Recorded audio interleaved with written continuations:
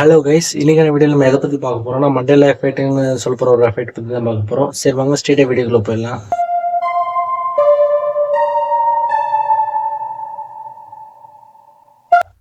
First இந்த Mandela எஃபெக்ட்னு என்னன்னு முதல்ல பார்த்துடலாம்.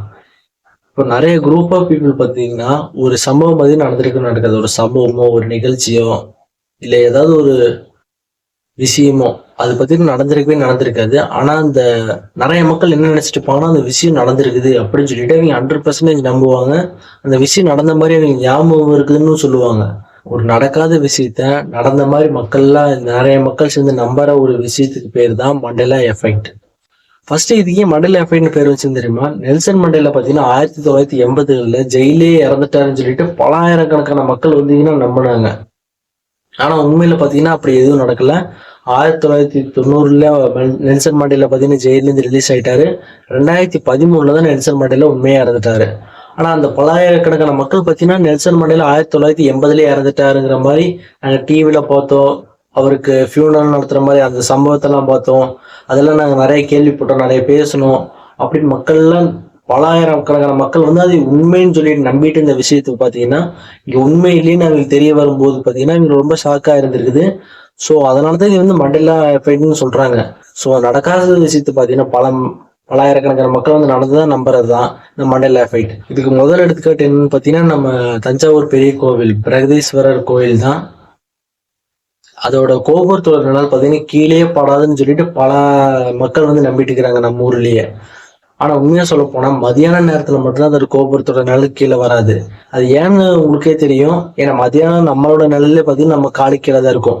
அப்படிங்கிற போது கோபுரத்தோட நிழல் பாத்தீங்கன்னா கீழே தான் போகும். கீழே தான் எதுவுமே இல்லைங்கிறக்காட்டி அதோட நிழல் எங்கேயும் தெரியாது. ஏன்னா அது மதியான டைம்ங்கிற மட்டும். இதே காலையில் நேரம் சாயங்காலம் நேரம் பாத்தீங்கன்னா அதோட கோபுரத்தோட நிழல் பாத்தீங்கன்னா மற்ற பக்கம் வரும். அந்த சூரியன் எந்த பக்கம் இருக்குதோ அதுக்கு ஆப்போசிட் சைடு பாத்தீங்கன்னா நிழல் வரும். மற்ற நேரம்லாம் கோபுரத்தோட நிழல் கீழே வராதுன்னு மக்கள் தவறா நினைச்சிட்டு இருக்கிறாங்க. நிறைய பேர் தெரிஞ்ச ஒரு சாக்லேட் தாங்க கிட்கேட் சாக்லேட்டு. இதுல பாத்தீங்கன்னா கிட்டுக்கும் கேட்டுக்கும் நடுவில் அந்த ஒரு கோடு நடுவில் வருமா வராதான்.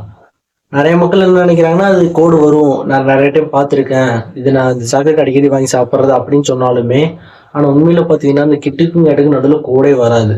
இதை சொன்னா மக்களால அது நம்ப முடியல. இது நிறைய பேர் என்ன சொல்றாங்கன்னா நான் கோடு பார்த்த மாதிரி இருக்குது அப்படின்னு பல பேர் சொல்லியிருக்காங்க. இது ஒரு மண்டேலா எஃபெக்ட் தான். நெக்ஸ்ட் பாத்தீங்கன்னா பென்சில்னு சொன்னாலே உங்களுக்கு என்ன பிராண்ட் ஞாபகம் வரும்னு கேட்டீங்கன்னா கண்டிப்பா நட்ராஜ் தான் ஞாபகம் வரும். அதுக்கப்புறம் என்ன பென்சில் பிராண்ட் கேட்டா அப்சரான்னு சொல்லுவோம். ஆனா நிறைய மக்கள் என்ன நினைச்சிட்டு இருக்காங்க, இந்த அப்சராவும் நட்ராஜ் வேற வேற கம்பெனி நினைச்சிட்டு இருக்காங்க. ஆனா உண்மையில பாத்தீங்கன்னா ரெண்டுமே ஒரே கம்பெனி தான். ஸோ இது பாத்தீங்கன்னா அவங்களோட பிசினஸ் ஸ்ட்ராட்டஜியில ஒன்றாவது ஸ்ட்ராட்டஜி தான். அவங்களுக்கான காம்படிட்டர் உருவாக்கி அது வெவ்வேறு கம்பெனி வச்சிருக்க மாதிரி நம்ம நினைக்க வைப்பாங்க. ஆனா பாத்தீங்கன்னா ஒரிஜினல் அப்சராவும் நட்ராஜும் ஒரே கம்பெனி தான். இது இன்னுமே சில பேர் வேற வேற கம்பெனி நினைச்சிட்டு இருப்பாங்க. இந்த மண்டேலா எஃபெக்ட் பத்தி நீங்க என்ன நினைக்கிறீங்க? உங்களுக்கு இந்த மாதிரி மண்டேலா எஃபெக்ட் ஏதாவது நடந்திருக்குதா? அப்படி நடந்திருந்தா மறக்காம கமெண்ட் பண்ணுங்க. உங்களை நெக்ஸ்ட் வீடியோல பாக்குறேன். பாய்.